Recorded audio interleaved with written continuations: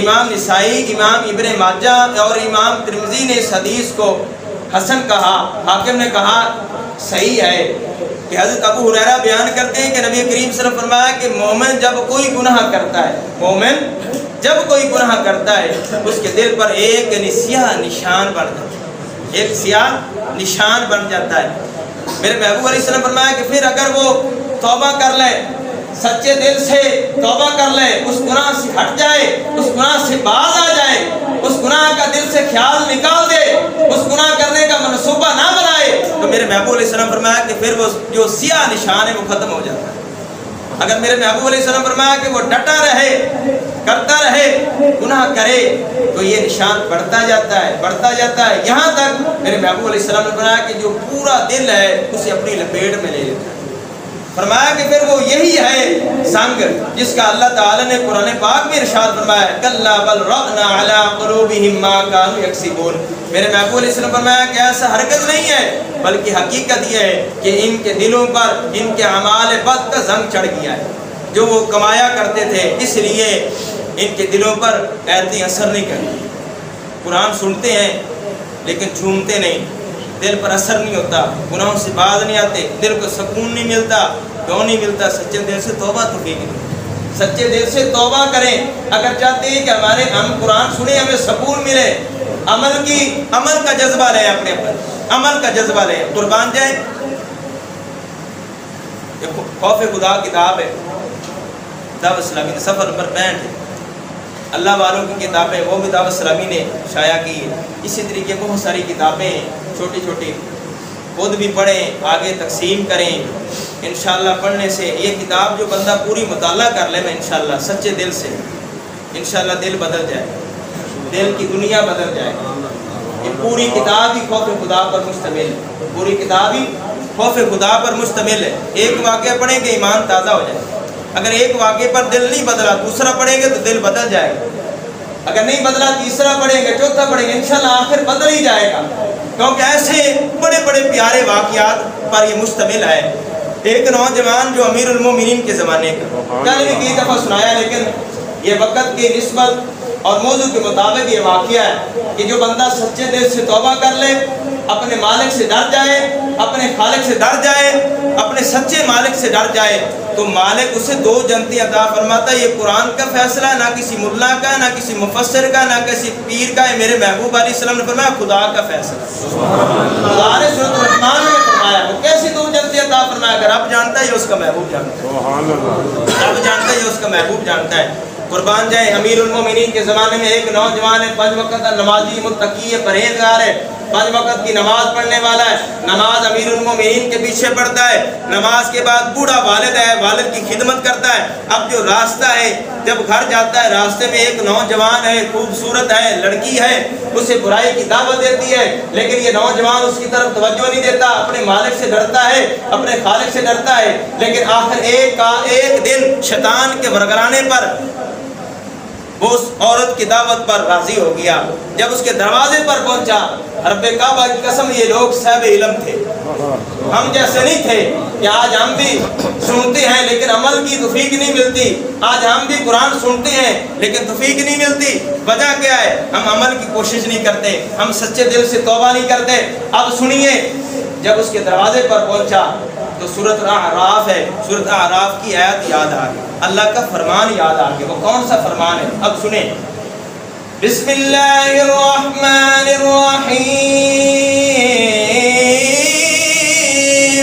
ان الذین اتقوا اذا مسهم طائف من الشیطان تذکروا فاذا هم مبصرون۔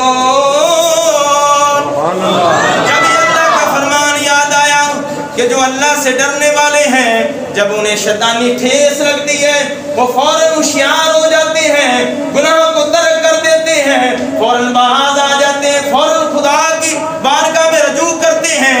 جب یہ فرمان یاد آیا بے ہوش ہو گیا، اللہ کے خوف کا غلبہ ایسا جاری ہوا، زمین پر گرا، بے ہوش ہو گیا۔ جب باپ نے انتظار کرنے کے بعد جب وہاں پہنچا، لوگوں کے سہارے سے اٹھا کر جب گھر لے گیا، بیٹے سے پوچھا، بیٹا ماجرا کیا ہے؟ اب گھر نہیں آئے، دوسری طرف چلے گئے ہیں۔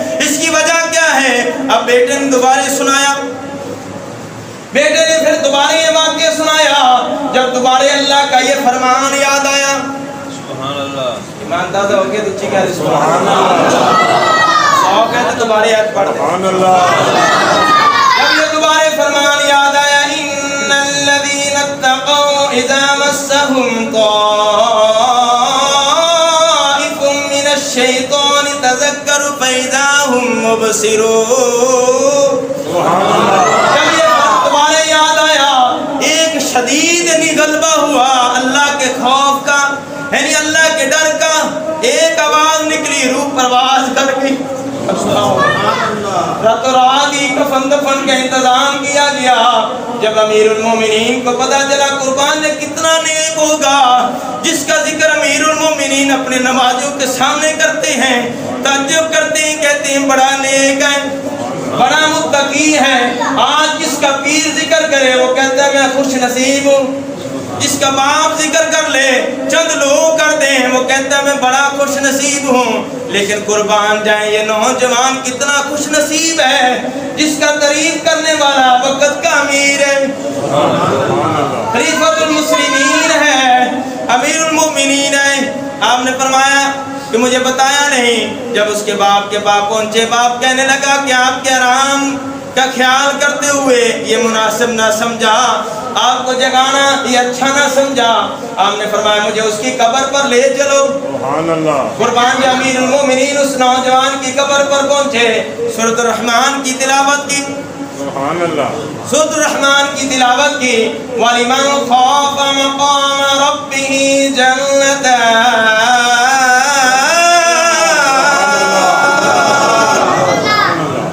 تلاوت کی۔ اے نوجوان جو رب سے ڈرنے والے ہیں، اللہ تعالیٰ نے سورۃ الرحمن میں ارشاد فرمایا ہے کہ خالق کائنات سے دو جنتیں عطا فرماتا ہے۔ اے نوجوان بتا تیرے ساتھ کیا معاملہ ہوا؟ یہ مسئلہ بھی حل ہو گیا۔ جو لوگ کہتے ہیں قبروں والے سنتے نہیں، لیکن یہاں سے پتا چلا ہمارا مسلک بھی واضح ہو گیا کہ قبروں والے سنتے بھی ہیں، لیکن جو پکارنے والا ہو اس میں ذرا ہمت ہو، اس میں پاور ہونی چاہیے، بلانے کی طاقت ہونی چاہیے۔ پھر قبروں والے بھی بولتے ہیں، پھر مردے بھی بول پڑتے ہیں۔ جب امیر المومنین نے قرآن کی تلاوت کی، اس نوجوان سے پوچھا، اس نوجوان کی قبر سے بلند آواز سے آواز آئی، اس قبر میں موجود ہے، بلند آواز سے آواز آئی، اے امیر المومنین بے شک میرے رب نے مجھے دو جنتیں عطا فرمائی۔